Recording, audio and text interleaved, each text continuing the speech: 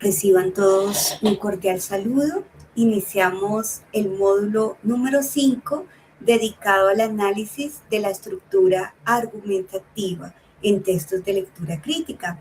En este momento del curso, mis queridos estudiantes, la atención se va a centrar en reconocer cómo los autores organizan sus ideas para sostener una postura y orientar pues a la interpretación del lector.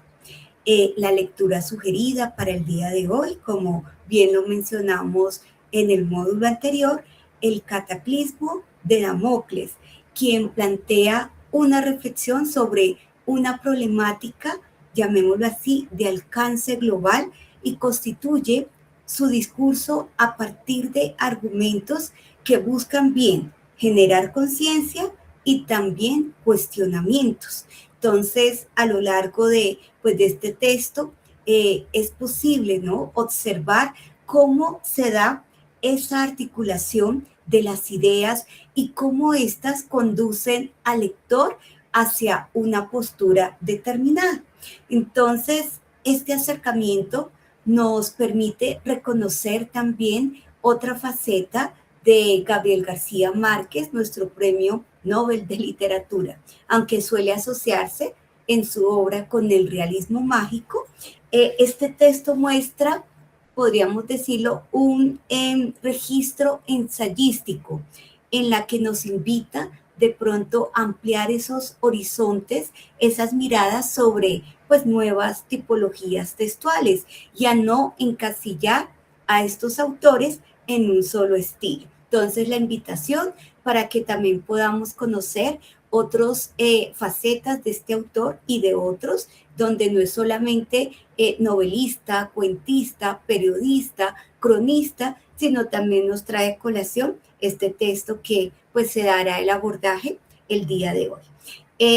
Bueno, entonces sin más preámbulos, vamos a darle la palabra al profesor Fabio Acevedo en aras de que nos pueda compartir en torno a este tema de la estructura argumentativa. Adelante, profe. Muy buenas noches, estimados y estimadas estudiantes. Gracias, Marisela. Entonces vamos a comenzar pues con nuestra charla, que el día de hoy pues se llama El poder de las argumentaciones. Encontré una frase por ahí: el poder de cuestionar es la base de todo progreso humano. Es decir, preguntar. Sí, ayer que hablamos respecto al texto de Zuleta de leer desde las preguntas, pues la pregunta sin duda es uno de los grandes motores y dinamizadores del conocimiento y por ende del progreso humano. Nuestro objetivo hoy es desarrollar la capacidad de identificar tesis y argumentos en distintos textos, analizando relaciones entre ideas y significados implícitos. Entonces vamos a hablar acerca del poder de las argumentaciones y quedará ya un ejercicio en la plataforma para que practiquemos esta noción de entender qué es lo que compone una argumentación. Entonces vamos a comenzar hablando de la argumentación. Aquí define: la argumentación es una forma de expresión que presenta opiniones, hechos o ideas sobre un tema con el propósito de convencer o persuadir al destinatario, al lector. La argumentación es una aportación de hechos y la propuesta de razones que traten de avalar y defender un planteamiento, una tesis, una idea o una opinión. Dicho de otro modo, la argumentación consiste en apoyar y defender una idea planteada con claridad y firmeza. Entonces vamos a hablar pues ese aspecto de cómo la argumentación hace parte esencial de nuestras vidas. Aquí vemos pues esta tira cómica de Quino, ¿sí?, la famosa Mafalda, ¿no?, frente a su plato de sopa. Es tema de muchos de los dibujos de Quino, Mafalda frente al plato de sopa, y cómo hemos hecho el ejercicio otras veces, leemos los elementos de la imagen, ¿cierto? Entonces vemos que Mafalda pues no se siente disgustada, su boca curvada hacia abajo nos demuestra su estado de ánimo, y desde fuera llega la voz que le dice: tenés que tomarla, los que no toman la sopa no crecen nunca. podemos suponer que es la mamá de Mafalda que le está hablando, ¿no? Y en la segunda le dice, y se quedan siempre niñitos y nunca llegan a ser grandes. Sí, entonces la mamá quiere que Mafalda se coma la sopa y ella está renuente, pero ella escucha a su madre y se queda pensando, ¿no? Y después de pensar bien la última imagen donde ella concluye, ¿qué tranquilidad reinaría hoy en este mundo si Marx no hubiera tomado la sopa? Bueno, ahí podemos hacer nosotros las inferencias para comprender el mensaje humorístico, ¿sí? Que viene aquí a traer a Marx en esta sopa, pues, pues se refiere sin duda a ese contexto de la Guerra Fría, sí, esa guerra ideológica entre capitalismo y comunismo, y piensa ella que si Marx no hubiera tomado sopa, no hubiera llegado a ser grande y el mundo estaría tranquilo. Pero lo que yo quiero aquí mostrar es que, digamos, de manera muy sencilla, hay un proceso argumentativo. ¿Quién está argumentando?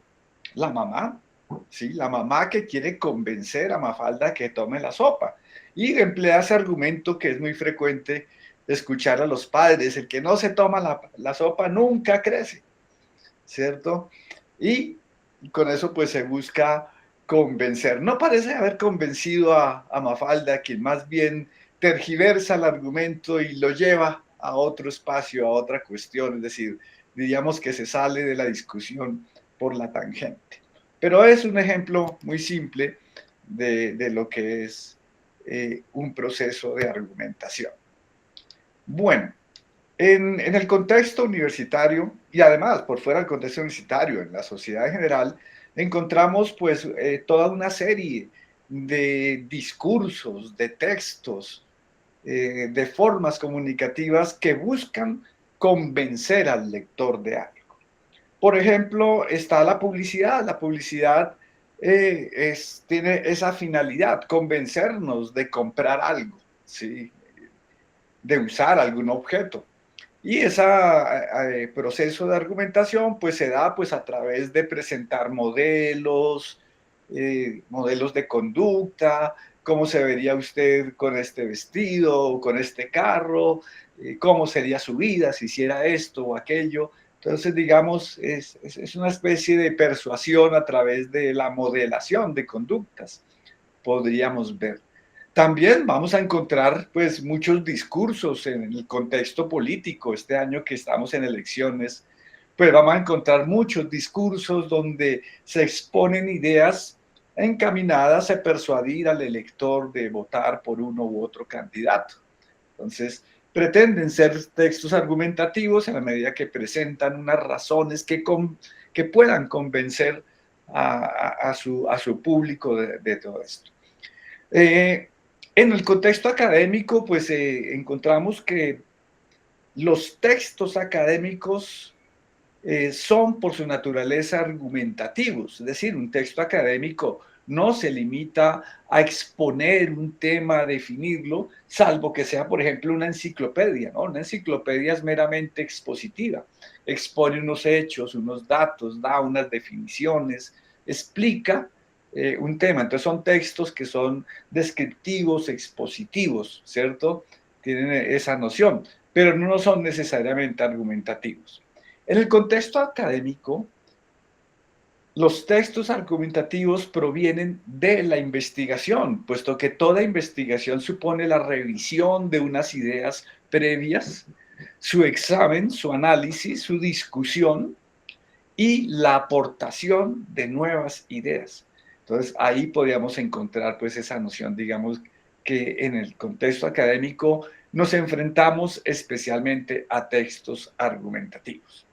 Entonces aquí vemos que esas formas de expresión, de usar el lenguaje, las podemos usar en la narración para relatar, referirnos a hechos que han ocurrido o que pueden ser imaginarios. Es decir, lo que se hace es contar, narrar algo que ha sucedido, referir unos hechos al destinatario. Los textos descriptivos nos muestran cómo es algo o una persona, ¿sí? Es una descripción de algún objeto, de alguna realidad o de alguna persona. Los textos expositivos pues ya son los que como hablaba, cuando hablaba de la enciclopedia, pues exponen unas ideas, desarrollan un tema a partir de exponer sus características, circunstancias, etc. La diferencia de los textos argumentativos es que el texto argumentativo se puede valer de narraciones, descripciones, exposiciones, pero lo hace siempre con un fin de argumentar, de convencer, de mostrar una idea y demostrar su validez, precisamente. En ese aspecto, pues vamos a hablar del ensayo o del discurso, inclusive. ¿Sí? ¿Cuál sería la diferencia entre ensayo y discurso?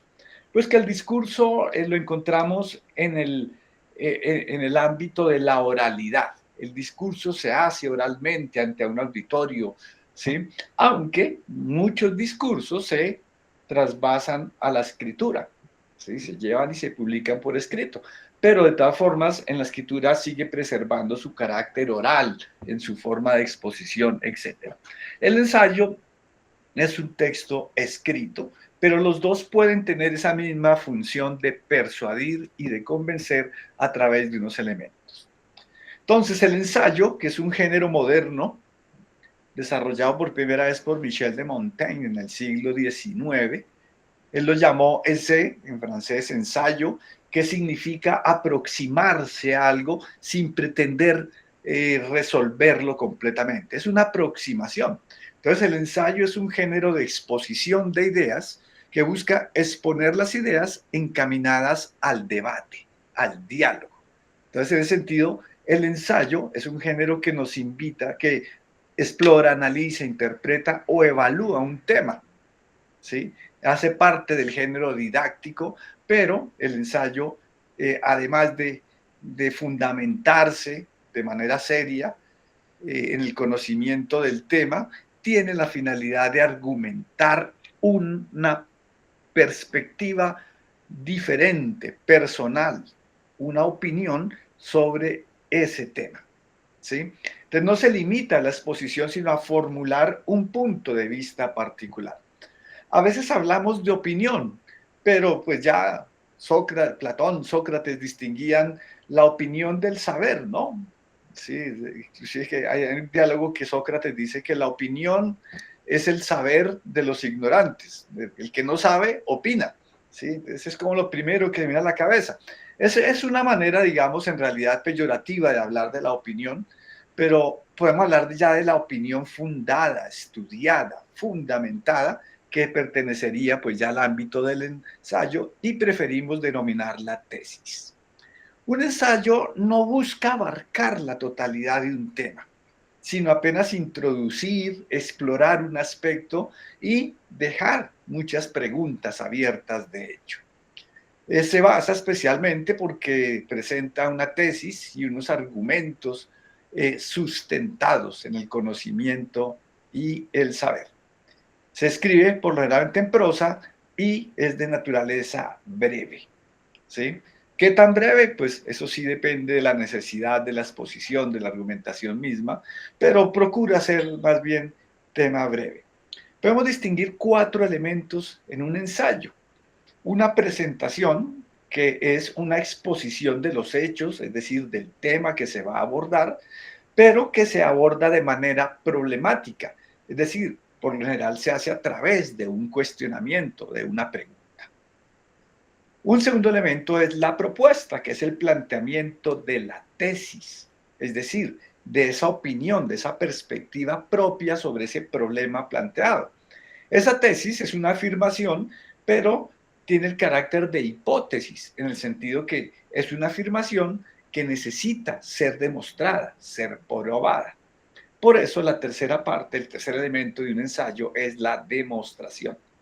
Es donde se explican las causas, razones, pruebas que sustentan o defienden la tesis planteada. A esas ideas se les denomina argumentos. Y el ensayo pues termina con una conclusión donde se hace una evaluación de la demostración y se elaboran a veces nuevas propuestas o nuevas preguntas. Esos serían como 4 elementos constitutivos de un ensayo. Vamos a ver, digamos, elementos importantes de la estructura de la argumentación. La argumentación es el arte de hacer afirmaciones, es decir, es el arte de decir algo acerca de una realidad, de un objeto, de un concepto, de una idea. Es afirmar, ¿sí? Es la afirmación de un juicio, es decir, de un proceso de conocimiento, de análisis, de síntesis, de evaluación sobre un tema. Entonces supone un conocimiento del tema. No hay argumentación donde hablamos de lo que no sabemos, ¿sí? Para que exista la argumentación es necesario el conocimiento del tema y un conocimiento tal que abra paso a una perspectiva personal sobre una problematización de ese tema. Entonces no se afirma cuando se declara algo que es obvio o que ya ha sido comúnmente aceptado. Cuando alguien dice algo y le decimos, ve, descubrió que el agua moja, es porque no está diciendo nada que nos sorprenda, que represente una idea nueva, sino está diciendo algo que ya todos sabemos. En ese sentido, una afirmación es problemática, en el sentido que ofrece un punto de vista particular que necesita demostrarse. Si yo digo que el agua moja, pues no es necesario demostrar que el agua moja realmente. No necesito hacer el experimento para decir, ah, sí, el agua moja. No, ya todos lo sabemos. Es decir, al no necesitar demostración, pues es una afirmación vana, ¿sí? Y no correspondería ese tipo de afirmaciones para un ensayo. Por ejemplo, vamos a hablar de dos afirmaciones. Una afirmación, 2 más 2 es 4, ¿sí? Ahí está afirmando, 2 más 2 es 4. Pero es discutible. ¿Alguien puede decir, no estoy de acuerdo? No. Realmente sabemos que dentro del lenguaje matemático ordinario, 2 más 2 es 4. Ahí no hay debate. Por tanto, no hay apertura hacia la argumentación. En cambio, si yo digo algo como, por ejemplo, Bogotá es la mejor ciudad del mundo. Habrá personas que me dirán, sí, sí, sí, yo sí creo que debe ser la mejor ciudad del mundo. Habrá quienes dirán, no, pero usted cómo se le ocurre, es que acaso no conoce más ciudades, no sabe que en tal ciudad es. Entonces, habrá personas que no estarán de acuerdo. Pero si yo afirmo que Bogotá es la mejor ciudad del mundo, tengo que demostrar por qué es la mejor ciudad del mundo. ¿Sí? Entonces, ahí sí estaríamos abriendo la ventana, la puerta a una argumentación. En ese sentido, la argumentación reúne esos elementos. Una tesis es la proposición. Recuerden, del nivel 1 de las proposiciones, como el concepto que entraña una oración, una afirmación que dice algo de un sujeto, que predica algo de un sujeto, ¿no? Entonces, esa proposición es una opinión debatible, es decir, que cuestiona, que puede ser cuestionable, que puede generar reacciones a favor o en contra, ¿sí? Es decir, una postura sobre un tema que está sustentada por el argumentador. La tesis debe ser controversial, es decir, dar lugar a distintas opiniones, expresarse claramente, específica, es decir, no generalizar, ¿cierto? Por ejemplo, esto de Bogotá, la mejor ciudad del mundo, podría ser una generalización, ¿sí? Específica y se expresa en una oración compleja. ¿Sí? Quizás el ejemplo que di es demasiado simple, es una oración simple. Bogotá es esto, ¿sí? Quizás sería una mejor tesis, una tesis más completa, más compleja en el sentido si fuera Bogotá es la mejor ciudad de Colombia para estudiar, debido a que, bueno, el debido ya vendría de eso, pero bueno, ya tendríamos una oración más compleja. Ya vamos a hablar un poquito de eso. Eso es la tesis. El argumento o los argumentos es el razonamiento, de que es producto del conocimiento, del proceso lógico del conocimiento, es un razonamiento, prueba o justificación lógica utilizado para sustentar una tesis. Dice, por ejemplo, yo puedo decir, esto lo digo porque en Bogotá, voy a inventar las cifras, en Bogotá hay 40 universidades. mientras en otras ciudades hay muchas menos, ¿sí?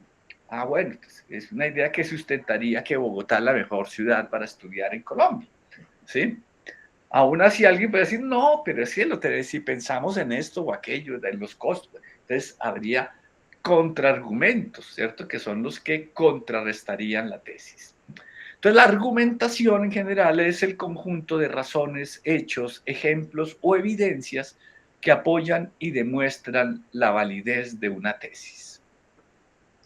En el libro de Arnold Wenzel, Una guía para la escritura y la argumentación, publicado por la Universidad Antonio Nariño, encontramos esto que es el modelo de Toulmin para la construcción de una argumentación, precisamente, ¿sí? Y ahí, pues, en la letra C, que está arriba, la aserción o afirmación, pues correspondería a la tesis, ¿sí? Y esto nos diría, pues, cómo se construye la tesis y el proceso argumentativo. Diría, esa afirmación, pues, entonces, da una visión particular y problemática acerca de una realidad, ¿sí? A esa aserción corresponden unos datos, que vemos a la derecha, la letra D. Los datos es el conjunto de pruebas realizadas a través de documentación, mediciones, experimentos, que, que ofrecerían los datos, ¿sí? Es decir, pruebas, evidencias a partir de la investigación, del conocimiento de esa realidad, que apoyarían la aserción.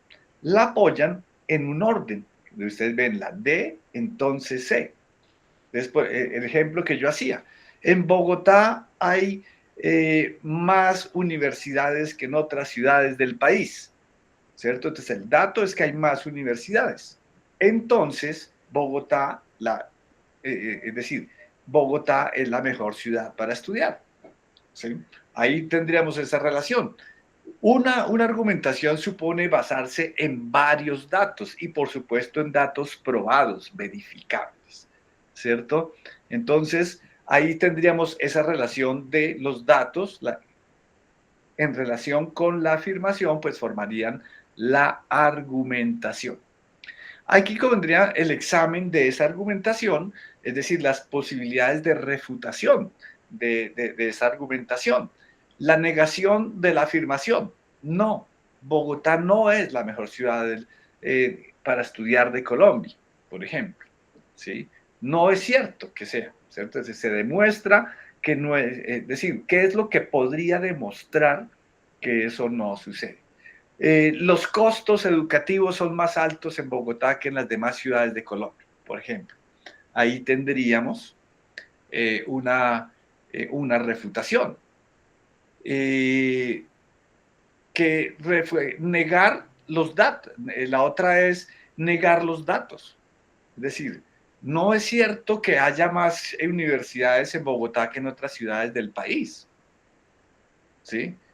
Bueno, pues entonces podrán demostrar, encontrar el dato que negaría, que demostraría que el dato no es falso, está desactualizado o tergiversado. O muchas veces demostrar que, que la relación de orden no es necesaria. Por ejemplo, podría uno refutar diciendo que haya más universidades en una ciudad no implica que sea el mejor lugar para estudiar, ¿sí? Claro, todo eso requiere una explicación más profunda. Esta refutación, digamos, la debe realizar el mismo investigador, ¿sí? Para cuando está escribiendo, construyendo su argumentación, precisamente tener en cuenta qué puede negar la afirmación, qué puede negar los datos o qué puede negar el orden argumentativo, para afinar siempre con base en esta afinar el orden, su argumento. Pero bueno, esto del tema de construir argumentos será quizás parte ya cuando estemos en nuestro módulo de escritura. Aquí podemos pensarlo desde el punto de vista del lector, cómo el lector examina tanto la afirmación como los datos, como la relación entre los datos y la afirmación, es decir, la construcción de los argumentos. Bueno, Entonces, el proceso argumentativo pues supone primero la identificación de un hecho problemático, segundo, el planteamiento de una pregunta, ¿sí? Es decir, que expresar el problema en forma de pregunta. Tercero, una investigación, un reunir datos, información. Cuarto, formular la hipótesis y a partir de la hipótesis construir la red argumentativa de los varios argumentos que van a apoyar o refutar la tesis. Después hace una planeación de escritura, viene el proceso de redacción y por último el proceso de revisión. En este proceso, en la construcción de la red argumentativa, pues vamos a hablar pues de los distintos argumentos que existen, ¿no? Se puede argumentar mediante ejemplos, ¿sí? Entonces decir, uno, por ejemplo, en Bogotá hay 40 universidades, pero en la ciudad X solamente hay 20, ¿sí? Es decir, es un ejemplo, es presentar datos que deriven directamente de la afirmación. Argumentos por analogía, es decir, por comparación, ¿sí? Argumentos de autoridad son argumentos cuando se cita a textos o a autores o pensadores reconocidos que han sentado, pues digamos, nociones, conceptos admitidos en la tradición. Entonces eso se remite a la autoridad. En la Edad Media decían master dici, el maestro lo ha dicho. O argumentos acerca de las causas, ¿cierto? Que son los argumentos que derivan pues de ir al origen de los elementos para detectar las causas. Eso en cuanto a la tesis represente pues también una causa y un efecto, ¿no? En ese sentido funcionaría. Bueno, sobre argumentos deductivos, cuando hay una ley general deducimos un caso particular, precisamente son esos tipos de argumentos. También, en tratación argumentativa se detectan las falacias, que son las argucias o las estrategias engañosas de argumentación. Por ejemplo, las falacias ad ignorantiam, es apelar a la ignorancia. Como no sabemos, esto debe ser cierto, ¿sí? Ah, no, pues nadie ha dicho lo contrario, entonces debe ser verdad, pero no se está demostrando la verdad de algo, sino se está diciendo que no se conoce otra cosa. Entonces, eso. Advercundia, siempre se ha dicho, ¿cierto? Siempre se ha dicho. Ad consequentiam, confundir consecuencias con causas, ¿cierto? Generalizaciones, ¿sí? Ah, todos los hombres están cortados con la misma tijera. Es una generalización que no permite mirar las realidades particulares. Ad hominem, cuando hablamos de política, de estructura argumentativa, esta es la falacia preferida por los discursos políticos, que es atacar a la persona, mas no examinar sus argumentos, ¿sí? Entonces alguien dice, ah, el trabajo debe ser reformado, ah, es que usted es un resentido socialista. No, está atacando a la persona, pero no está revisando el argumento. Así, hay una serie de falacias que, digamos, pueden estudiarse. Está el libro de Anthony Weston, Las claves de la argumentación, y este será un tema sobre el que, como les digo, volveremos especialmente en nuestros niveles 3 y 4. Bueno, vamos a centrarnos en la lectura, en el análisis de un texto argumentativo. Un texto argumentativo, entonces, primero que todo debemos reconocerlo, y lo reconocemos por una intención manifiesta de convencernos de algo, ¿sí? Este texto me está... Ahí tenemos que tener muy clara esa distinción de cuando un texto nos informa y cuando un texto nos persuade de algo. Nos informa cuando nos ofrece datos, hechos, características de un evento, de un tema, pero cuando esa aportación de datos, etcétera, está encaminada a modificar, puede ser un conocimiento, a modificar una actitud, a mover a la persona a hacer algo o a pensar de una u otra manera, pues entonces estamos frente a un texto argumentativo. Lo primero es el reconocimiento de la intención manifiesta de un texto argumentativo de convencernos acerca de algo y, por supuesto, de darnos cuenta acerca de qué nos quiere convencer.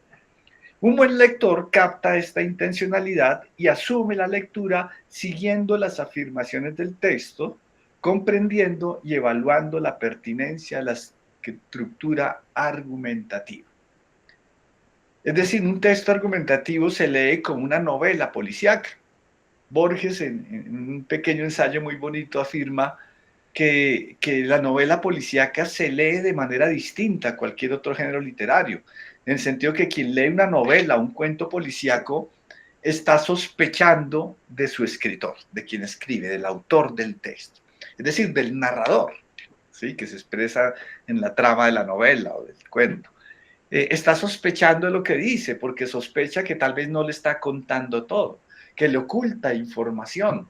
Y esa sospecha está encaminada a descubrir la solución del misterio planteado antes de llegar al final. Es decir, cuando se lee un cuento policíaco hay una especie de competencia entre el texto y el lector para descubrir, para ver si el lector es capaz de descubrir antes de llegar al final la solución al enigma. Es decir, dice Borges, un cuento policíaco se lee con sospecha. Esto mismo podemos decirlo acerca de los ensayos o de los discursos. Es decir, tan pronto nos quiere convencer un texto, el lector, el buen lector, sigue las afirmaciones, es decir, como el camello respeta el texto, pero como el león discute con él, sospecha, ¿sí?, debate. Si me quieres convencer, convénceme bien. Entonces, de eso se trata, ¿no? De descubrir qué es acerca de qué nos quiere convencer y cómo quiere hacerlo. Para eso, pues podemos hablar de 4 pasos que podríamos nosotros distinguir en la lectura. Primero, leer y decodificar. Recuerden, por supuesto, lo primero siempre a la lectura literal. Detecta el tema. Ahí me falta una coma. La pregunta y las ideas principales. Devela el propósito del texto. Es decir, la primera lectura o la primera lectura, ¿de qué me está hablando? ¿Cuál es el tema? ¿Qué está cuestionando el texto, el autor sobre ese tema? ¿Y a través de qué ideas lo va desarrollando? Es decir, de ahí distingo el propósito del texto, que es de qué me quiere convencer y ya veremos cómo lo va a hacer. Segundo, un texto argumentativo es un texto complejo y generalmente va a requerir varias lecturas. Es decir, puede que en la primera lectura no detectemos las falacias o la estructura argumentativa, sino que necesitaremos examinarlo con cuidado. De ahí que procedemos al análisis. Es decir, es la lectura que sigue siendo literal, por supuesto, y va parte por parte, pero esa literalidad va deduciendo las ideas centrales y va creando ideas macroproposicionales, las grandes proposiciones del texto. Es decir, a medida que se lee, recuerden, se van formando estratos de ideas que se acumulan y que unas reúnen a las otras. Entonces, esa estructura macroproposicional se va desarrollando sucesivamente en el texto, es decir, por donde, recuerden, esa sucesividad está por ese orden que hablamos de planteamiento, ¿cierto? Introducción, planteamiento, argumentación y conclusión, ¿cierto? De cómo, en qué orden se desenvuelven las ideas. Tercero, síntesis elemental. Claro, la lectura es analítica en su literalidad, pero a medida que leemos y vamos haciendo inferencias, también vamos construyendo una síntesis del texto. Ayer hablamos que un texto no se memoriza, no se graba, no. Si lo que uno recuerda son síntesis del texto, es decir, cómo agrupamos esas macroproposiciones y identificamos un orden del discurso. En este caso, la síntesis elemental tiene que ver sobre todo con identificar la tesis.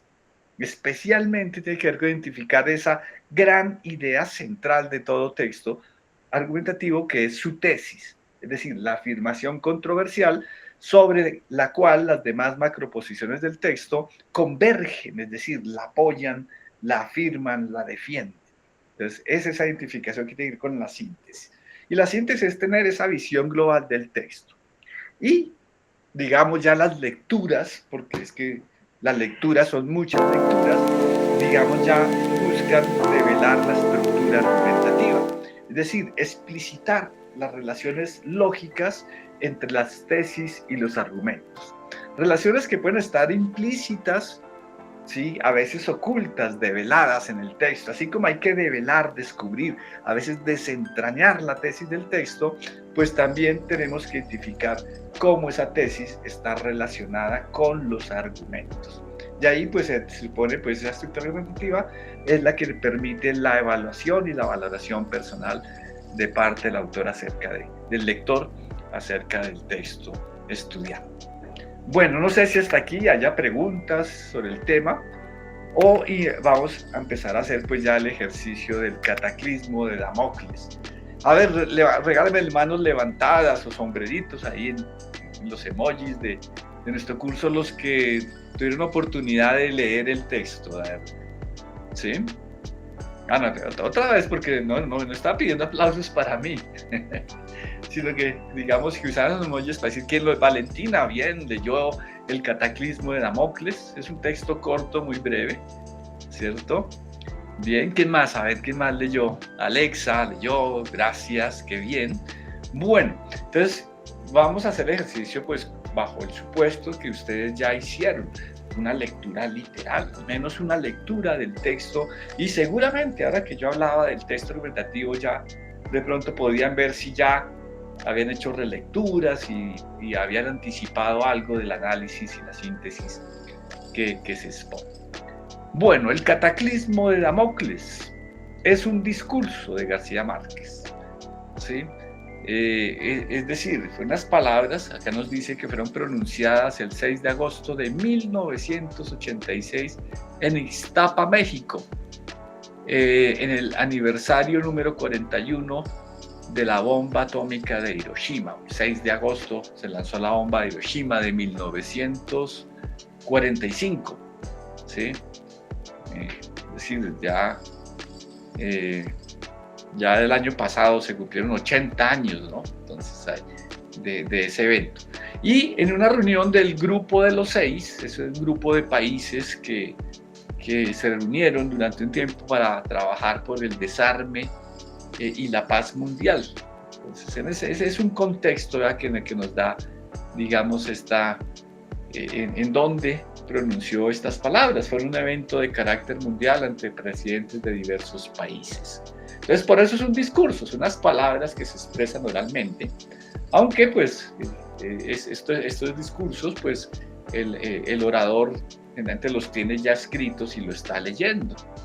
Seguramente también ustedes, si son seguidores de García Márquez, pues han visto el video o han leído el discurso de la soledad de América Latina, que fue el discurso con que recibió el premio Nobel, que es también un discurso bellísimo y que valdría la pena pues también analizarlo profundamente. Entonces este texto pues fue en 1986, él recibió el premio Nobel en 1982, ¿no? Entonces seguramente pues esa celebridad valió que lo invitaran a dar unas palabras para inaugurar esa reunión en Ixtapa, México.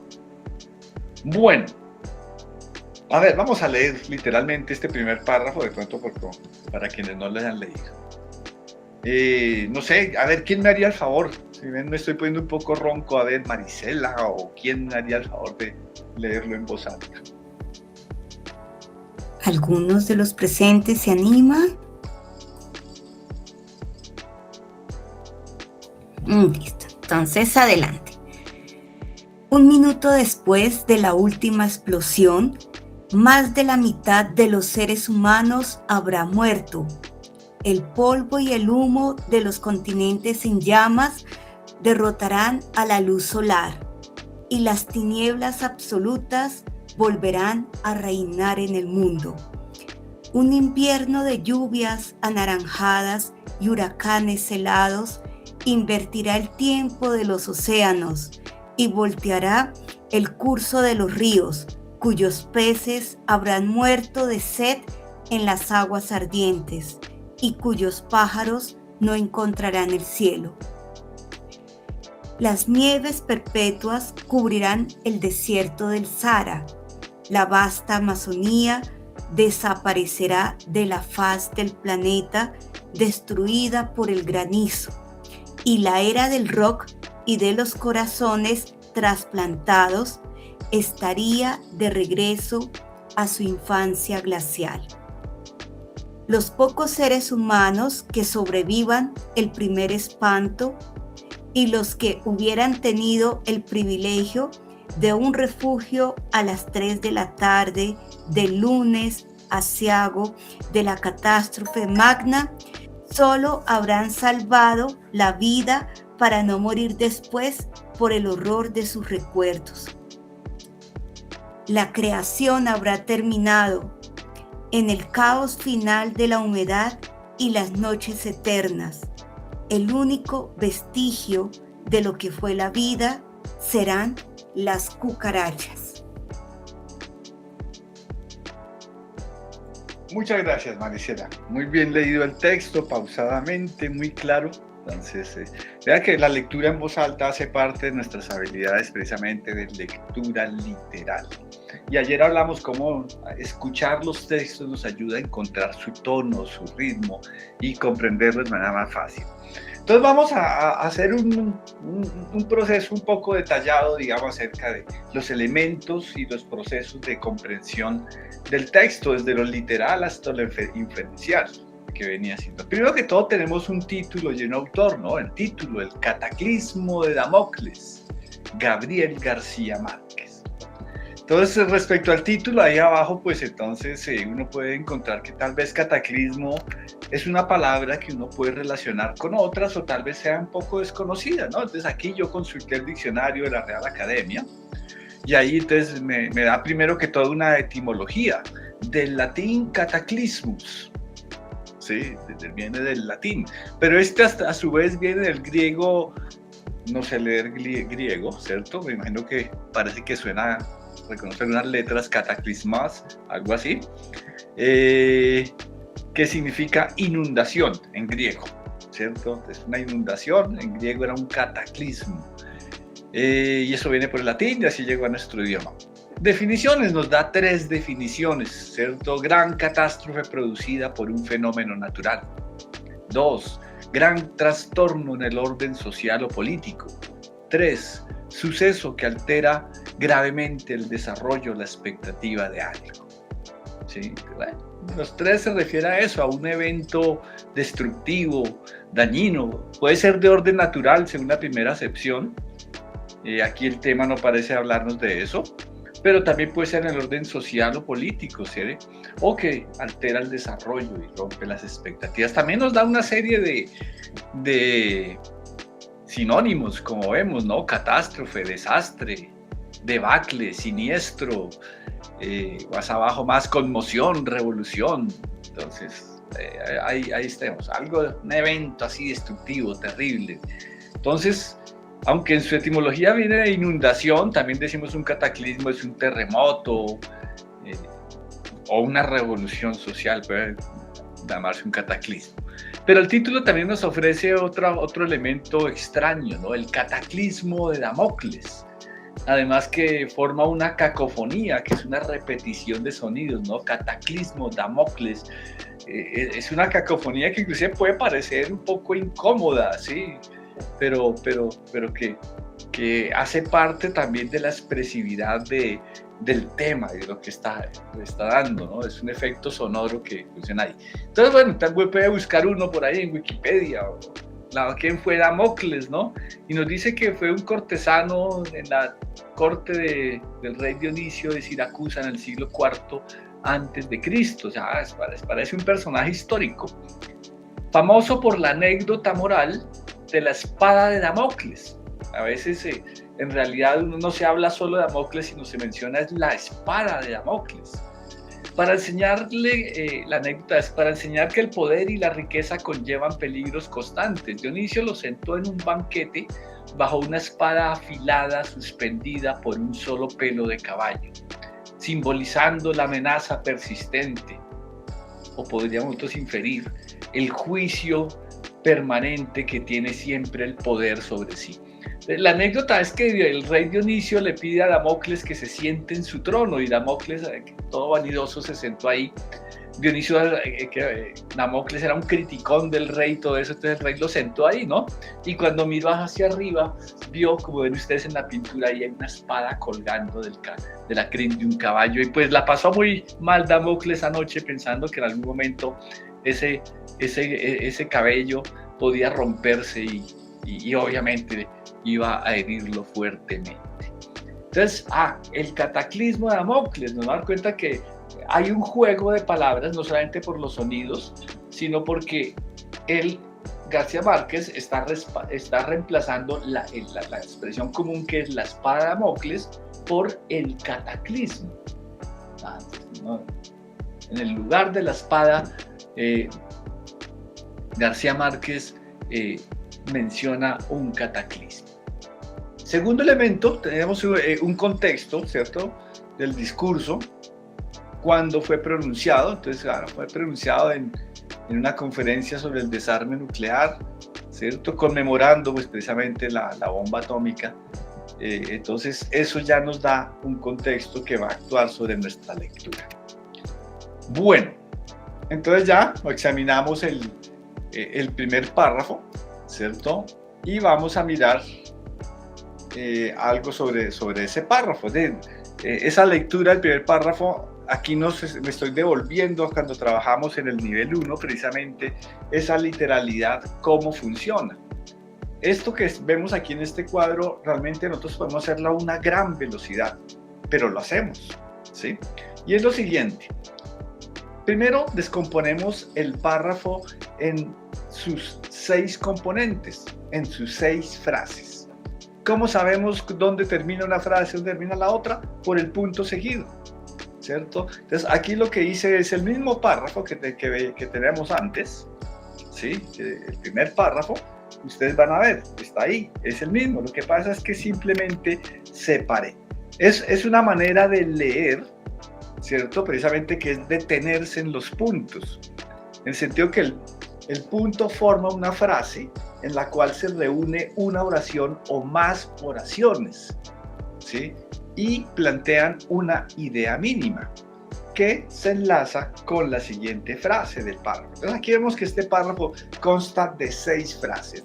Encontramos 5 puntos seguidos más el punto final de la última oración, ¿cierto? Y ahí la separamos. Pues bien, entonces la lectura cuidadosa, aquí a la derecha, ven las flechas, lo hice con los 3 primeros párrafos, podemos pensar cómo comprendemos esas frases. Entonces, 1 minuto después de la última explosión, ¿sí?, hay una coma, porque es lo que llamamos un complemento circunstancial, porque va a narrar, referir algo, y nos va a decir cuándo ocurrió eso que va a narrar. 1 minuto después de la última explosión, ¿sí? Es precisamente, y vienen 3 oraciones, por eso ven ustedes que hay 3 flechas. Esas son las 3 relaciones que están determinadas por ese complemento. Más de la mitad de los seres humanos habrá muerto. ¿Cuándo? 1 minuto después de la última explosión. Esa es una oración. Más de la mitad de los seres humanos es el sujeto, habrá muerto es el predicado, ¿sí? ¿Qué le dice? ¿Quiénes? Más de la mitad de los seres humanos. ¿Qué les pasa? Habrá muerto. ¿Cuándo? Después de la última explosión. Lo mismo vemos en la siguiente oración. El polvo y el humo de los continentes en llamas. Sujeto. El polvo y el humo de los continentes en llamas. ¿Qué pasa? Derrotarán a la luz solar. ¿Cuándo? Después de la última explosión. Y viene la tercera oración. Las tinieblas absolutas, sujeto, volverán a reinar en el mundo. ¿Sí? Todo eso pasa 1 minuto después de la explosión. Así es el análisis. Podemos pensar un análisis sintáctico. Claro, aquí lo estamos haciendo con lupa y microscopio, pero realmente cuando nosotros nos enfrentamos a un texto complejo, necesitamos hacer algo así. Puede que lo hagamos por escrito, con flechitas, o simplemente leerlo cuidadosamente para establecer esas relaciones, identificar cuáles son las oraciones que componen la frase. ¿sí? Y estaría ahí. Punto seguido, pasa a la siguiente frase. Un invierno de lluvias naranjadas y huracanes helados. Esto es un sujeto con dos predicados, como vemos ahí, ¿no? Un predicado es: invertirá el tiempo de los océanos, y el otro predicado: volteará el curso de los ríos. ¿Sí? Ahí van los dos predicados, de los cuales se subordina otra oración, se subordina con el cuyos. Ese cuyos es un pronombre que nos remite propiedad de quién, pues de los ríos, está hablando ahí, ¿sí? Cuyos peces, los peces del río, ¿sí? Y de los océanos, cuyos peces habrán muerto de sed en las aguas ardientes, hay otra oración, y cuyos pájaros no encontrarán el cielo, ¿sí? Ahí está. El tercera oración. Son tres oraciones yuxtapuestas, una detrás de otra. Las nieves perpetuas cubrirán el desierto del Sahara, la vasta Amazonía desaparecerá de la faz del planeta destruida por el granizo, y la era del rock y los corazones trasplantados estará de regreso a su infancia glacial. Es decir, aquí estamos, como les digo, con microscopio. Uno no lee así, por supuesto, digamos, con este método, pero eso sucede en nuestros procesos mentales cuando leemos, cuando comprendemos lo que leemos, ¿cierto? Muchas veces puede ser por defecto del texto que no esté bien redactado, le toca a uno tratar de armar esto o muchas veces también se debe a la complejidad también. Sí, hay autores que les gusta construir párrafos larguísimos, frases larguísimas, añadiendo cosas. Entonces, ese tipo de lecturas se requieren minuciosamente uno seguir la estructura sintáctica, que es lo que trata de hacer aquí con flechitas, para comprender, digamos, el sentido de la frase. Pero usualmente esto lo hacemos a gran velocidad, vamos leyendo y las ideas se van formando casi que automáticamente. A menos que estemos estudiando y necesitemos una comprensión profunda del texto, al menos tenemos sí que tener cuidado con los puntos seguidos. Cada que llamamos un punto, saber que es un paso. Otro punto es otro paso. Así, hasta que el párrafo ya supone el desarrollo de una idea completa. Por eso, este proceso, pues, digamos, transforma esa comprensión sintáctica en una comprensión semántica, que se hace, como veíamos hace un par de charlas, a través de la paráfrasis, de la inferencia, ¿sí? Es decir, eso que me dice, cuando yo leo rápido, sobre todo lo que estoy es acumulando inferencias. Por eso es que no grabamos los textos, porque no nos grabamos todo al pie de la letra, sino que lo sintetizamos, lo resumimos. Entonces, de esa primera oración que analizábamos, podemos decir: las explosiones nucleares causarán un efecto invernadero sobre el planeta. Uno dice, pero ¿por qué dije que las explosiones naturales, si ahí decía solamente la última explosión?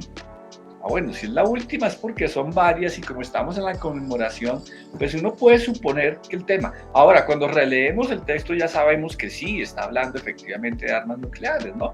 Entonces, de pronto la primera lectura tendremos nada más el impacto de lo que está escribiendo, pero ya la segunda ya comprendemos, digamos, el tema del texto. Entonces, está hablando, entonces detectamos bien esa inferencia, nos va apuntando hacia el tema del texto. Las explosiones nucleares causarán un efecto invernadero sobre el planeta. Es una manera resumida de decir lo mismo que dijo ahí García Márquez. Claro, ¿por qué se gastó tantas palabras García Márquez? ¿Sí? Toda esa estructura sintáctica tan enrevesada para decirnos algo que puedo decir yo simplemente. Bueno, porque es que además, ¿qué está haciendo García Márquez aquí? Está haciendo una descripción. Tiene una narración descriptiva. Hay una narración porque la sitúa en el tiempo, ¿no? 1 minuto después de la última explosión. Vean que es una conferencia, una charla, un discurso de García Márquez, pero él empezó como un novelista, ¿sí? Muchos años después, frente al pelotón de fusilamiento, mira, muchos años después. La mañana en que lo iban a matar Santiago Nazar, la mañana, sí, la narración comienza siempre situando en el tiempo y él lo hace narrativamente. Pero lo que está haciendo es acumulando una serie de detalles que nos describen y nos narran ese evento, ¿no? Más de la mitad de los seres humanos muere, los continentes se incendian, las tinieblas vuelven sobre el mundo. Listo. Segunda frase, también puede ser una diferencia. Los efectos sobre los ecosistemas serán catastróficos. Claro, el otro dijo que los ríos se voltearán, que los pájaros no encontrarán el cielo. Yo estoy infiriendo, claro, está hablando de la naturaleza, será destruida. ¿Por qué? Bueno, obviamente, no repite, sabemos que son las explosiones nucleares. Tercera frase, las nieves perpetuas cubrirán el desierto del Sahara. Vea que ahí va sumando descripciones, ¿no? Además globales que abarcan todo el planeta, el Sahara, el Amazonas, sí, el planeta mismo el que está ahí destruido. Y emplea una imagen, vea, y la era del rock y de los corazones trasplantados, ahí la subrayé. ¿Qué es la era del rock y de los corazones trasplantados? ¿Sí? Pues la era moderna, podría decir uno el siglo XX, el siglo del rock, ¿cierto? Y de las operaciones de corazón, es decir, esa era moderna, científica, cultural de nuestro tiempo, estará de regreso a su infancia glacial. Entonces la inferencia, la edad moderna y la civilización volverán a su estado primitivo, ¿sí? Sí, porque cuando decimos infancia glacial estamos hablando de la última glaciación ocurrió hace unos 10.000 años, justo cuando comenzaron las grandes transformaciones del Homo sapiens, ¿sí? La agricultura, el sedentarismo, la construcción de ciudades, tienen que ver con ese final de las glaciaciones. Entonces, está hablando de un retroceso del tiempo, García Márquez. La siguiente, es que muy pocos seres sobrevivirán y los demás habrán salvado la vida para morir por el horror, pues hago una inferencia. Muy pocos seres humanos sobrevivirán a la guerra nuclear. La quinta frase, la creación habrá terminado, que es además la más cortica de las 6 frases, ¿no? Y es la más contundente, hace una oración simple, sujeto, la creación. ¿Qué es la creación? Pues el planeta, la naturaleza, todo lo que ha sido creado, ¿no? La creación, ¿y qué pasará? Habrá terminado. La frase cortica, contundente. Y en eso mismo me permite entender que, pese a su brevedad, es la idea central. Es tan breve como una aguja que va a sostener a todas las demás ideas, realmente. Entonces ahí voy entendiendo cuál es la idea central del párrafo y voy dándome cuenta de que las demás se articulan con ella. En el caos final de la humedad, las noches eternas, el único vestigio serán las cucarachas. Solo quedarán cucarachas. Entonces, bueno, ahí lo que he ilustrado es, digamos, el proceso que estaba hablando, digamos, de cómo la comprensión, pues, tiene que ver con ese examen del texto, su reconocimiento del código, ¿sí? Ayer hablamos del código desde el texto de Zuleta, y aquí estaba hablando, pues, específicamente del código lingüístico, las palabras y la organización sintáctica del texto. Obviamente, el código al que se refiere Zuleta va más allá de eso, pero obviamente ese es el elemento mínimo de toda forma de comunicación. Ese código, pues, nos lleva hacia la comprensión de las ideas principales, comprensión que se hace a través de procesos de inferencia, ¿sí? Está ahí. Entonces, aquí puedo entender que esa idea central se articula con las otras que están así, ¿no? Pueden ser narrativa y descriptivamente. Describen cómo el mundo será destruido por la guerra nuclear. Las explosiones nucleares causarán efecto invernadero, los efectos de los ecosistemas serán catastróficos, el hombre volverá a lo primitivo, muy pocos seres humanos sobrevivirán y solo quedarán cucarachas, ¿cierto? Entonces son como elementos. Entonces ahí ya podemos distinguir, digamos, desde el primer párrafo, cuál es el tema, ¿sí? Sí, nos va a hablar de la destrucción nuclear. ¿Cuál es el propósito? Pues hasta el momento podemos tener una lectura hipotética, parcial. ¿Cuál es el propósito de este primer párrafo, por ejemplo? Pues mostrarnos una descripción de la destrucción del planeta por la guerra nuclear. Además, lo muestra a través de palabras fuertes, con adjetivos que nos remiten, digamos, a un campo semántico. Eso es el código, ¿cierto? Digamos que nos habla de catástrofes, de sufrimiento, de muerte, destrucción, caos, dolor, ¿sí? Entonces uno dice, el propósito es impresionarnos. Es decir, este primer párrafo, además por su construcción literaria, pues está buscando generar un impacto emotivo, emocional en eso. Por eso distinguían en una diapositiva anterior, así, tal vez ahí está, esto debe ir después, precisamente marcaba este párrafo, ustedes ven ahí que dice introducción, ¿sí? Entonces identificamos que este párrafo lo que hace es el planteamiento del tema, ¿sí? Está planteando el tema que es la posibilidad de la destrucción del planeta por las bombas nucleares, ¿sí? Y cuáles serían sus consecuencias, y que lo está haciendo de una manera, pues digamos, que apela a la emocionalidad, a generar un impacto precisamente en eso. Bueno, seguimos leyendo el texto, ¿no? Y después hay un párrafo muy cortico que dice: señores presidentes, señores primeros ministros, amigas, amigos. ¿Sí? Es el párrafo de saludo.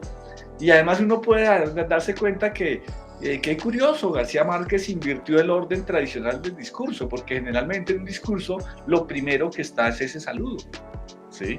A los ministros, a las amigas y a los amigos, ¿sí? Y inclusive uno podría, si lee entre líneas o lee con sospecha, aunque aquí ya habría riesgo de una sobreinterpretación, pero es algo que me ocurre, podría uno decir ¿a quién mencionó primero? ¿Cuál fue la última palabra del párrafo anterior? A las cucarachas. Lo único que queda, el único vestigio de la vida serán las cucarachas. Señores presidentes, señores ministros, amigas, amigos. Pero bueno, eso no, eso ya es una lectura un poco malintencionada, realmente no, podríamos simplemente decir, prefirió comenzar con un párrafo impactante, ¿cierto? Sobre la destrucción de la Tierra, y después ahí sí saludar, ¿sí? Y viene el siguiente párrafo, podemos hacer el mismo análisis. Esto no es un mal plagio del delirio de Juan en su destierro de Patmos, sino la visión anticipada de un desastre cósmico que puede suceder en este mismo instante.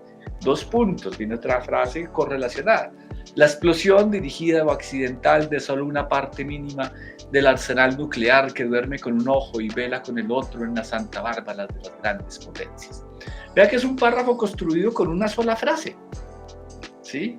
En realidad, los 2 puntos lo que están haciendo es coordinar 2 oraciones en una relación que vamos a explicitar. Vamos a mirar un poquito el lenguaje de este párrafo, ¿no? El delirio de Juan en su destierro de Patmos. Ahí hay una alusión, es decir, está diciendo que esto subsume, se refiere a ese primer párrafo que ya analizamos. Y nos dice, esto no es, esto que dije, este párrafo no es un mal plagio, una mala imitación, una mala copia del delirio de Juan en su destierro de Patmos. Entonces ahí apela, digamos, a la cultura, es un intertexto con relación a la cultura. ¿Cuál es el delirio de quién era Juan? ¿Por qué deliraba y estaba desterrado en dónde? ¿En Patmos? Bueno, si conocemos el contexto, sabemos que Juan es el apóstol, San Juan, que cuando en su ancianidad lo desterraron de Roma a la isla de Patmos, una isla pequeña y casi desierta, allí él obtuvo una revelación y escribió el último libro que aparece en el texto bíblico canónico, que es el Apocalipsis. Sí, Apocalipsis en griego significa revelaciones, pero para nosotros Apocalipsis significa juicio final, ¿cierto? Destrucción. Entonces, esto no es un mal plagio del Apocalipsis, podemos inferir, ¿no? Se refiere al Apocalipsis. Esto no es un mal plagio del Apocalipsis. ¿Por qué lo dice? Pues porque como está anticipando la destrucción de la tierra, pero entonces, y lo hacen esas palabras así impresionantes, pues uno podría decir, y cuando dice la creación habrá terminado, de hecho, al hablar de la creación está empleando un lenguaje también de tipo religioso, ¿no? Entonces, bíblico. Y él aquí dice, esto no es un mal plagio, es una mala copia o imitación del Apocalipsis, sino, pues esto no es sino la visión anticipada de un desastre cósmico que puede suceder en este mismo instante. ¿Sí? La visión anticipada de un desastre. Es lo que está diciendo, es que no está dándoselas de profeta catastrófico, sino que está anticipando algo que es posible que suceda. No está inventando ni fantaseando con símbolos religiosos, no, está hablando de algo que puede suceder inclusive ahora. ¿Sí? ¿Qué? 2 puntos, viene la coordinación, la coordinada que nos dice ¿qué pasa con eso? ¿Cuál es la catástrofe? La explosión dirigida o accidental de solo una parte mínima del arsenal nuclear que duerme con un ojo y vela con el otro en las Santa Bárbaras de las grandes potencias. Las Santa Bárbaras, de ahí está empleando otra palabra típica del lenguaje caribeño de García Márquez. En la colonia llamaban a la Santa Bárbara los depósitos de pólvora. ¿Sí? Ustedes van al Castillo de San Felipe, ese cuartico ahí que es donde guardaban la pólvora, eso es una Santa Bárbara. O en los barcos donde guardaban la pólvora, se llamaba la Santa Bárbara. ¿Por qué? Porque Santa Bárbara es la patrona de las tormentas. Entonces había como un desplazamiento del significado ahí. Pero él está empleando eso, digamos, de hablar que las grandes potencias tienen arsenales donde no guardan pólvora, sino que guardan armas nucleares, ¿no? Y que son las grandes potencias quienes la tienen ahí. Entonces, ha planteado el tema. Mire que aquí ya ha planteado el tema y lo ha planteado problemáticamente. ¿Qué puede pasar con que solo explote una mínima cantidad de las bombas que tienen estas personas?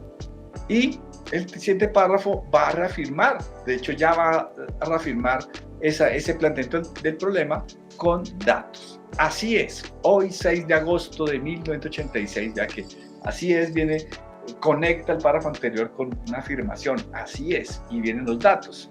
Existen en el mundo más de 50.000 ojivas nucleares emplazadas. En términos caseros, esto quiere decir que cada humano, sin excluir a los niños, está sentado en un barril con unas 4 toneladas de dinamita, cuya explosión total puede eliminar 12 veces todo rastro de vida en la Tierra. Es un punto. Y vemos, por ejemplo, un poquito el no limitarse a la cifra. Esto es un tino y una sabiduría de escritor que decir en el mundo hay 50.000 ojivas nucleares emplazadas. 50.000. Si hubiera dicho 100.000 me pasa lo mismo, quedó igual, o 20.000 o 10.000. ¿Alguien sabe cuántas ojivas nucleares hay hoy, por ejemplo, en el mundo? ¿Alguno de ustedes sabe?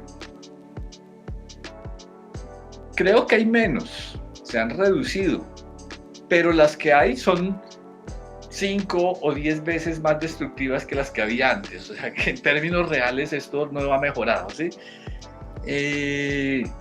Entonces, es importante que hagamos relaciones también contextuales, ¿no? Este discurso es de hace 25 años, algo así. Y en nuestra época actual, ¿qué pasa con esto? ¿Dejó de ser un problema o todavía es peor o mejor? ¿Qué ha pasado? Entonces, pero no se queda con decirnos un número que no es un número, a veces, sí, un número es informativo, así. No, hace una equivalencia.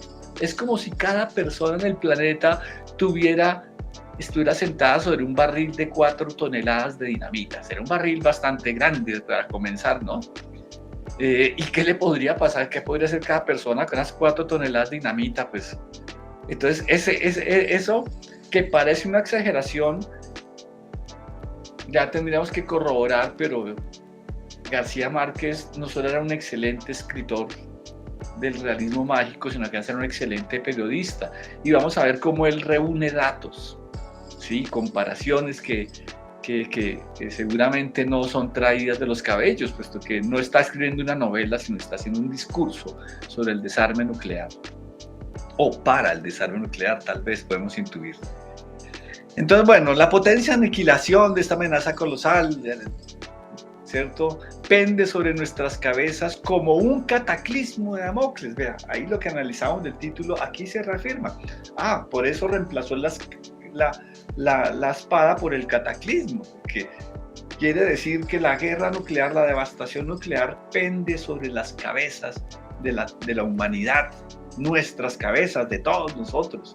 ¿Sí? Es decir, entonces, esa imagen de la anécdota moral de Damocles, él está empleando precisamente para expresar esa situación de la humanidad en la Tierra, donde pende sobre su cabeza la amenaza nuclear.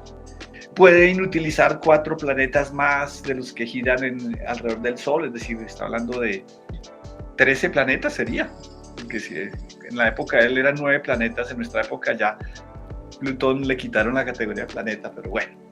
Influir en el sistema solar, ninguna ciencia, estaba al final del párrafo, ningún arte, ninguna industria se ha doblado a sí misma tantas veces como la industria nuclear desde su origen. Claro, qué interesante uno mirar en retrospectiva histórica los fenómenos, ¿no? Y decir, uy, sí, claro, desde que se inventó la industria nuclear ha crecido, ninguna en toda la historia de la humanidad había crecido tanto, ¿sí?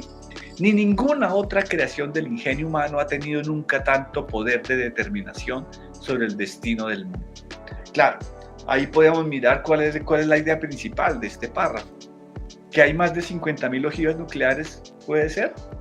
¿O eso solamente es un dato que deriva hacia la idea central de esto? ¿Que se pueden destruir 4 planetas? Tal vez es otra idea que apunta hacia lo central. Aquí vemos que la idea central está al final, aparece como conclusión. Muchas veces aparece al principio y después las otras frases la desarrollan. Puede estar por ahí en la mitad o, como en este caso, está al final, por eso la subrayé. ¿Sí? La industria nuclear tiene un poder de determinación sobre el destino del mundo como ninguna otra industria humana. Es lo que nos está diciendo, ¿cierto? ¿Por qué? Debido a su capacidad destructiva, precisamente. Bueno, entonces ahí vemos que si planteó el tema, aquí lo ha problematizado. Realmente. Estamos todavía en la introducción, en el planteamiento del ensayo realmente, porque ha planteado un tema en sus consecuencias y en por qué es un problema, ¿cierto? Realmente está diciendo por qué es un problema, ¿sí? Hasta el momento no vamos a hablar de una idea, de una tesis todavía, no se ha asomado la tesis, ¿cierto? Porque decir que las armas nucleares pueden destruir el mundo sería una tesis, necesita demostrarse o es una obviedad, ¿cierto? Para eso fueron construidas, entonces, digamos, decir que las armas nucleares pueden destruir el mundo no es una tesis, es todavía parte del tema y la problematización. Seguimos leyendo ahora. El único consuelo de estas simplificaciones terroríficas, si de algo nos sirven, es comprobar que la preservación de la vida humana en la Tierra sigue siendo todavía más barata que la peste nuclear. Punto. Pues, con el solo hecho de existir, el tremendo apocalipsis cautivo en los hilos de muerte de los países más ricos está malbaratando las posibilidades de una vida mejor. Este párrafo es muy interesante, ¿no? Sí. Es decir, está enlazando, si el único consuelo de estas simplificaciones terroríficas, pues se refiere, digamos, a las cifras comparativas de las toneladas de dinamita y de los planetas que se podrían destruir, digamos, las llama simplificaciones terroríficas, es decir, de alguna manera está señalándonos que él no se va a gastar 20 páginas en decirnos cuántas, quién inventó la bomba atómica, cómo se ha usado, cuántas tiene cada país, hacer un análisis prolijo de todo, no, está buscando unas simplificaciones que nos den una idea concisa del tema, ¿cierto? Y nos aterren, además, no oculta que el asunto es espeluznante, ¿no? Pero hay un consuelo, dice, y el consuelo es comprobar algo, que la vida humana en la Tierra sigue siendo todavía más barata que la peste nuclear. ¿Qué tiene que ver una cosa con la otra? Espere. Pueden decir, espere, estaba hablando de destrucción atómica, armas nucleares, y ahora a ver, ¿cómo se mete el tema de la preservación de la vida humana en la Tierra? ¿Sí? Y cómo así que necesita comprobar que eso es más barato que la peste nuclear. La segunda parte, pues, ya nos dice, pues, es decir, hay una relación, digamos, lógica entre estos. Esto por esto, ¿cierto?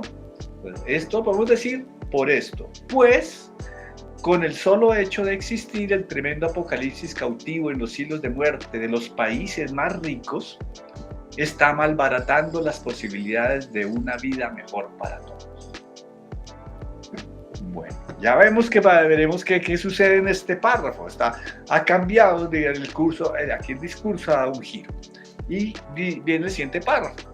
En la asistencia infantil, por ejemplo, ese por ejemplo es importante, pero está subrayado. Esto es una verdad aritmética primaria. La UNICEF calculó en 1981 un programa para resolver los problemas esenciales de los 500 millones de niños más pobres del mundo, incluidas sus madres. Comprendía la asistencia sanitaria de base, la educación elemental, la mejora de las condiciones higiénicas, del abastecimiento de agua potable y de alimentación. Todo esto parecía un sueño imposible de 100.000 millones de dólares. Sin embargo, ese es apenas el costo de 100 bombarderos estratégicos B-1B y de menos de 7.000 cohetes crucero en cuya producción ha de invertir el gobierno de Estados Unidos 21.200 millones de dólares. ¿Qué está haciendo? Pues vemos que esa idea que él dice antes, que sería que con solo existir las bombas atómicas se están malbaratando la posibilidad de hacer un mundo mejor, pues aquí está dando un ejemplo de eso, ¿sí? Por ejemplo, en la asistencia infantil, y nos hace una operación de aritmética primaria, ¿no? Cita, ¿verdad? Aquí es un argumento de autoridad, no se lo inventó él, la UNICEF calculó un programa para solucionar, digamos, esos problemas de asistencia a la vida de los niños y de sus madres, se podría realizar a un costo de 100.000 millones. Uy, mucha plata. Claro, ¿de dónde sale? Dice, pero es la misma plata que se gasta en construir unos bombarderos y unos cohetes. Sí. Ya se darán cuenta ustedes qué está haciendo García Márquez. Y así sigue después. El siguiente párrafo da otro ejemplo. En la salud, por ejemplo, con el costo de 10 portaaviones nucleares Nimitz de los 15 que van a fabricar los Estados Unidos antes del año 2000. Vean que ahí hay mucha investigación, pero no es como a veces los estudiantes que cogen y ponen todo lo que investigaron ahí, capítulo tras capítulo. No, buscan los datos que necesitan para construir un orden argumentativo. ¿Sí? Entonces, con el costo de esos cohetes podría realizarse un programa preventivo que protegiera en esos mismos 14 años a más de 1.000 millones de personas contra el paludismo y evitara la muerte solo en África de más de 14 millones de niños. Entonces, ahí nos damos cuenta que ya estamos en un desarrollo argumentativo del tema, ¿sí? Ya hay una argumentación que se está dando ahí. ¿Qué nos está demostrando? Pues eso es lo que nosotros comprendemos precisamente a través de las macroproposiciones. Antes hice el ejercicio de frase por frase extraer la proposición, ¿cierto? Ahora aquí, esto que está numerado son la de los 8 párrafos que bueno, hemos leído hasta el momento 6 párrafos, ¿cierto? 7 párrafos. Entonces, esas ideas centrales de cada párrafo, inferencias, que pudieron ser citas o aquí lo hice solo con inferencias. Primer párrafo, el mundo será destruido por la guerra nuclear. Segundo párrafo, la destrucción nuclear es inminente. Eso puede pasar en cualquier momento. Tercero, las armas nucleares determinan el destino de la humanidad. Cuarto, se puede comprobar que es más barato construir un mundo mejor que fabricar armas nucleares. Quinto, podría financiarse un programa de asistencia infantil a menos costo que las armas nucleares. Sexto, más salud, menos muerte. Ahí la inferencia la convertí en una consigna como para salir a protestar, ¿no? Más salud, menos muerte. ¿Sí? Séptimo, se puede erradicar el hambre en vez de crear armas destructivas. Octavo, etcétera. Miren los ejemplos. Es decir, esas ideas principales ya me permiten entender cómo se va construyendo esas ideas, y seguramente las puedo seguir aquí uniendo en macroproposiciones cada vez más grandes, ¿no? Para reducir el asunto. Entonces, ese proceso argumentativo, ahí podemos entender que hay una tesis y hay unos argumentos. Claro, la tesis la encontramos en el párrafo 4, cuando decía, el único consuelo es comprobar que no recuerdo, te devuelvo, es comprobar que la preservación de la vida humana en la Tierra sigue siendo más barata que la peste nuclear. Pues, y lo explica, lo sostiene, que sería, digamos, podemos distinguirlo como tesis, aquí es, comprobar que la preservación de la vida humana en la Tierra sigue siendo todavía más barata que la peste nuclear.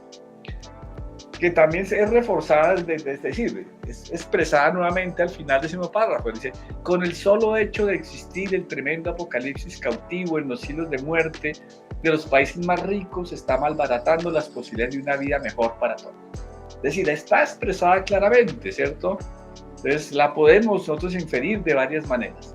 Pero esa tesis, por eso después de la tesis, se presenta la red argumentativa, los argumentos.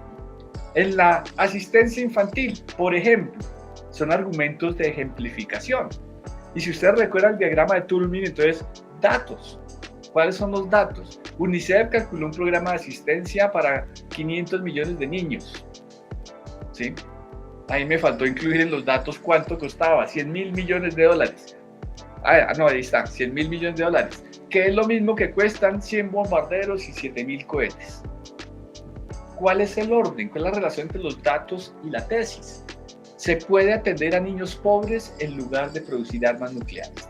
Hay plata, se puede invertir la plata de esas armas nucleares en atender los grandes problemas de la niñez en el mundo. Y así, vean que ese mismo esquema, esa relación de traer datos de programas de salud, de alimentación, de educación, y que demuestren que el dinero que no hay para esos programas es el que se destina para el armamentismo, ¿no? Agrega uno, entonces podemos ver que hay 1, 2, 3, 4 argumentos más, un quinto más adelante, que donde dice, puede decirse por último que la cancelación de la deuda externa de todo el tercer mundo y su recuperación económica durante 10 años costaría poco más de la sexta parte de los gastos militares del mundo en ese tiempo. ¿Sí? Entonces ahí podemos distinguir, nos da 5 datos de problemas del mundo actual que parecen derivarse de la escasez de recursos económicos. Él los está contrastando con lo que se invierte en la industria nuclear para decir, ¿por qué no en vez de producir armas de destrucción, por qué no arreglamos estos problemas? Eso es lo dicho, pero hay una gran cantidad de cosas que necesitamos leer entre líneas y descubrir. Por ejemplo, ¿qué miramos en común en esos 5 ejemplos? ¿Sí? En el sentido de a quiénes afectan o quiénes los causan, ¿no? Los problemas de asistencia infantil que enumeró eran problemas derivados de la pobreza. También los de salud, porque él está hablando de programas de salud en África. De educación, para llevar el alfabetismo a los niños que no tienen acceso a educación. ¿Sí? Y por último, la condonación de la deuda externa del tercer mundo. ¿Sí? El tercer mundo era un eufemismo usado en los 80s para hablar de los países pobres del tercer mundo y los países ricos del primer mundo, y los del segundo mundo son los de la mitad, ¿no? Actualmente, ¿cómo es que usan países de economías emergentes? Ahí van subiendo, ¿sí? Pero, es decir, son eufemismos para decir hay países pobres y hay países ricos. Y él está ubicando, fíjate, esos problemas en el mundo, en el tercer mundo, en los escenarios de la pobreza. Y por ahí, de vez en cuando, nos está recordando que los que producen armas nucleares no son los pobres, ¿sí? Son los países más ricos. De hecho, en los años 80, todavía estamos en la Guerra Fría y tenían armas nucleares Estados Unidos y la Unión Soviética. ¿Sí? Bueno, ya también Francia tenía sus armas nucleares, los países ricos realmente. En la actualidad, si lo traemos hay muchos países que, aunque no parecen tan ricos, son muy poderosos y tienen armas nucleares. India y Pakistán, que además se están mirando con odio desde hace muchas décadas. Por ejemplo, esos países en que se desvertebró la Unión Soviética, Rusia, tiene que la gran mayoría. Ucrania renunció a su armamento nuclear cuando se independizó y ahora está amenazada pues, por su vecino, ¿no? Bueno, y hay muchas que no se saben dónde están, ¿no? En ese desorden de la caída de la Unión Soviética se perdieron muchas armas en el mundo, pero todavía es una cuestión de riqueza, ¿sí? Se necesita ser un país rico para producir armas. Bueno, entonces ahí vemos, después de este es el proceso, el desarrollo de la red argumentativa, ¿sí? Ya comienza él, pues digamos, a amplificar la argumentación, ¿cierto? Precisamente porque en este párrafo, él está, ahí tengo subrayado,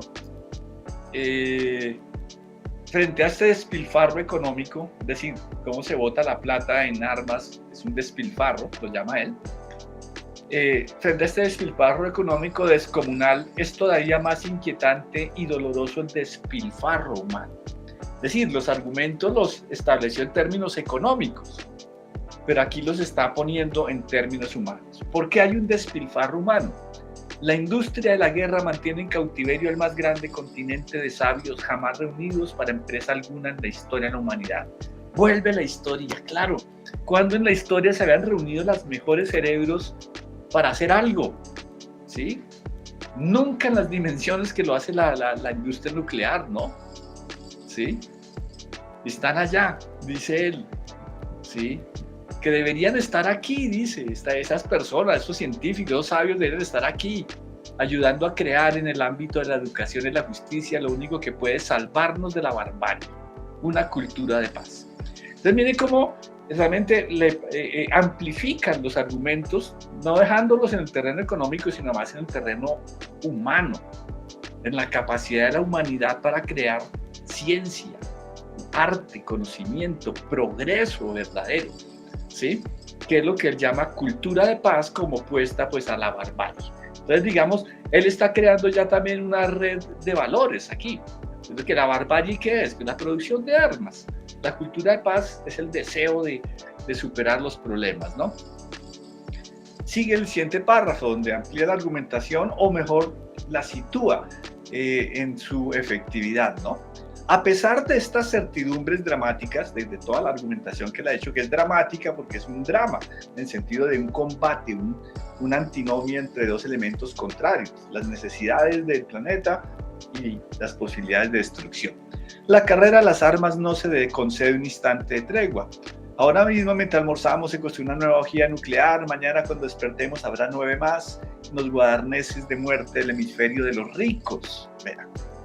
Con lo que costaría una sola alcanzaría, aunque solo fuera por un domingo de otoño, para perfumar de sándalo las cataratas de Niágara.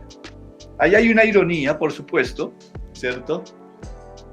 Digamos, porque primero que todo un reconocimiento realista de que no porque sepamos esto, que hay un despilfarro humano y económico en la industria nuclear, no por esto va a parar, ¿sí? Él está reconociendo que a pesar de esto, la industria no se va a detener. ¿Sí? Ni porque estemos aquí, la industria no se va a detener, va a seguir creciendo, ¿sí? Con una sola bomba podríamos, es una ironía porque crea una imagen muy propia al realismo mágico tal vez y como lo va a seguir haciendo en la última parte del discurso, pero lo hace obviamente con una especie de sarcasmo, ¿no? Hasta eso sería mejor que construir armas nucleares, ¿no? Viene pues ya la conclusión porque estamos en el final del relato. ¿Sí? Y es una conclusión que, mire, digamos, ya hizo argumentación, ya hizo una demostración de su tesis, de que hay plata para mejorar el mundo, ¿cierto? Lo que no hay es voluntades. Entonces ya, digamos, está formulando ya sus conclusiones, ¿cierto? Ahí la subrayo ahí, la carrera a las armas va en sentido contrario a la inteligencia. Sí, es decir, antes lo llamó barbarie, ¿no? Pero la gente está diciendo, no es inteligente construir armas nucleares, ¿sí? Ahí se justifica pues, el adjetivo de barbarie que le aplica a estos países. Y no solo la inteligencia humana, viene este párrafo es muy lindo, ¿no? Desde la aparición de la vida visible en la Tierra debieron transcurrir 380 millones para que una mariposa aprendiera a volar, otros 180 millones de años para fabricar una rosa sin otro compromiso que el de ser hermosa, y 4 eras geológicas para que los seres humanos, a diferencia del bisabuelo pitecántropo, fueran capaces de cantar mejor que los pájaros y de morirse de amor. Eso lo dice un poeta, efectivamente, pero es una síntesis poética de la historia de la humanidad que, es una historia de millones de años, ¿sí? No es ni siquiera la historia de los últimos 10.000 años, desde la glaciación, no. Desde el pitecántropo, desde que la evolución de la naturaleza creó las flores, la naturaleza. Y concluye, no es nada honroso para el talento humano haber concebido el modo en que un proceso multimilenario tan dispendioso y colosal pueda regresar a la nada de donde vino por el arte simple de oprimir un botón. ¡Pum! Ahí está haciendo algo, está haciendo además, es un gran narrador, está haciendo el truco narrativo de devolvernos al principio del texto. ¿Se acuerdan cómo comenzaba? Antes de la última explosión. Después de la última explosión. Acá les dice, el arte simple de oprimir un botón. Entonces, acción simple de oprimir un botón y lo que sucede después de la última explosión está como que nos devuelve al comienzo del texto. ¿Sí? Entonces, viene el último párrafo, que es el más largo, y es una propuesta. Realmente que el ensayo, más allá de la argumentación, se encamina a una propuesta. Claro, la propuesta no puede ser la propuesta ingenua de por favor, dejemos de producir armas nucleares. Ya él dijo que sabe que eso no va a parar, ¿cierto? Para tratar de impedir que eso ocurra, estamos aquí. El contexto, ¿no? Es una conferencia sobre la paz mundial, el desarme. Entonces, pues, es el objetivo de la conferencia y de quienes están ahí, ¿no? Sumando nuestras voces a las innumerables que claman por un mundo sin armas y una paz con justicia. Mire que hasta ahora en general ha mantenido un tono neutro objetivo, de todas formas, ¿cierto? En el sentido que describe hechos, plantea datos, relaciona ideas, ¿sí? Pero aquí empieza a hablar de un nosotros, porque dice nuestras voces. Estamos aquí sumando nuestras voces. Es decir, él está planteando un nosotros, un público cercano. Y siempre que ustedes se encuentren en un texto argumentario, nosotros prendan la alarma, porque eso pasa mucho en las columnas de periodismo y los discursos políticos, que dicen nosotros sin decir quién es nosotros, sino nosotros, así, es una generalización. Nos meten a todo el mismo costal, ¿para qué? Pues para convencernos de algo, ¿sí? Es una trampa argumentativa, pero García Márquez no está construyendo una trampa, porque siempre que decimos nosotros es porque hay otros, ¿ve? Y García Márquez va a hacer aparecer esos otros en este último párrafo. Pero aún si ocurre, y más aún si no ocurre, pero aún si no ocurre, y más aún si ocurre, ¿cierto? Es decir, si no llega a ocurrir la catástrofe, pero más aún si ocurre, no será del todo inútil que estemos aquí. Dentro de millones de milenios después de la última explosión, si ven el giro narrativo, ahora el giro narrativo era hacia atrás, ¿no?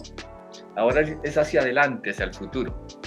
Dentro de millones y millones de milenios después de la última explosión, una salamandra triunfal que hará vuelta a recorrer la escala completa de las especies será quizá coronada como la mujer más hermosa de la nueva creación.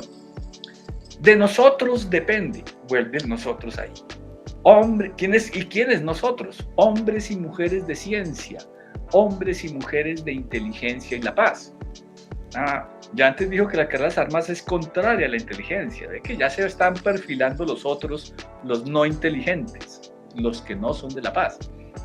De todos nosotros depende que los invitados a esa coronación quimérica no vayan a su fiesta con nuestros mismos temores de hoy. Con toda modestia, pero también con toda la determinación del espíritu.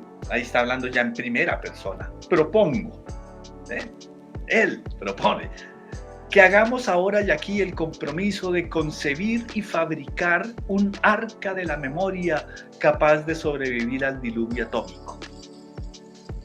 Simple, ¿sí? Hagamos un arca que sobreviva a la catástrofe.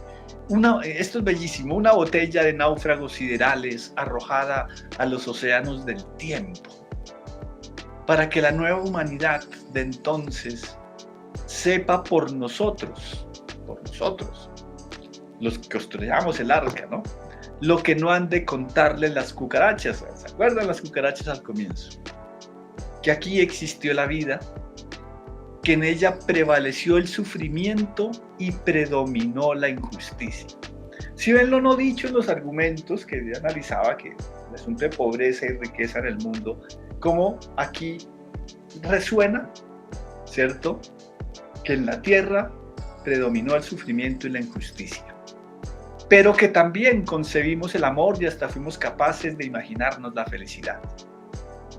Y que sepa y haga saber para todos los tiempos quiénes fueron los culpables de nuestro desastre y cuán sordos se hicieron nuestros clamores de paz para que esta fuera la mejor de las vidas posibles, y con qué inventos tan bárbaros y por qué intereses tan mezquinos la borraron del universo. Ahí termina el discurso de García Márquez, que es, pues, creo yo, una obra de arte fabulosa. Termina en denuncia, en una propuesta que denuncie. ¿Sí? ¿Qué podemos hacer nosotros si no podemos detener la carrera a las armas, pero podemos denunciar quiénes son esas personas contrarias a la inteligencia, a la paz, que propugnan por la destrucción del mundo? ¿Sí? Es lo único que vamos a aspirar. Hemos construido historia, construyamos historia para después de la destrucción y denunciemos a los bárbaros de nuestro tiempo. Me encanta pensar en un colombiano que con toda la humildad y la determinación del espíritu, como él mismo dice, se planta en una tribuna mundial a denunciar precisamente esto, la barbarie y la injusticia que predomina en el mundo. Bueno, este es un análisis, es una idea, es un proceso, digamos, analítico sobre un texto, pues, argumentativo. ¿Y en qué consiste, no? Cómo vamos precisamente de lo literal a buscar las inferencias, a leer entre líneas, a agrupar las ideas, a relacionarlas y a dialogar con el texto, porque pues mucho de lo que hice es hablar con el texto. Cada uno de ustedes lo hará en otros términos, seguramente con otras relaciones. Cada uno de ustedes puede descubrir algunos matices o llegar a conclusiones distintas. No les planteé una forma correcta de leer el texto argumentativo. Les planteé la forma en que yo lo hago, pues de acuerdo, pues digamos, a una idoneidad didáctica de formarnos como lectores críticos. Muchas gracias por su atención. Creo que ya podemos dejar de grabar y atender las preguntas que ustedes tengan. No, pues gracias, profe. Resaltar, pues quería la importancia de la lectura de este discurso, ¿no?, que bien nos has traído el día de hoy, y pues también resaltar cómo nos permitiste observar de manera concreta esa estructura argumentativa en acción, ¿no? Esa articulación de las tesis, cómo se dan cada uno de esos argumentos.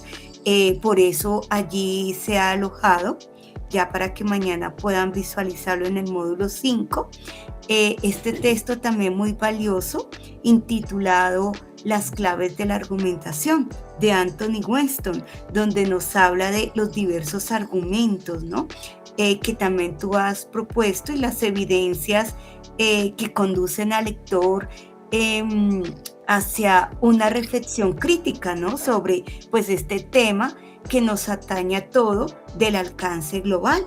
Entonces, agradecerte, profe, por esta valiosa conferencia. De verdad fue una guía paso a paso, podemos decir ejemplo a ejemplo, de cómo analizar, ¿no? De cómo comprender esos elementos, cómo escudriñar los textos que pues sostienen esta tipología, ¿no? De textos argumentativos. Bueno, y yo creo que con este abordaje nos permitiste aplicar todos estos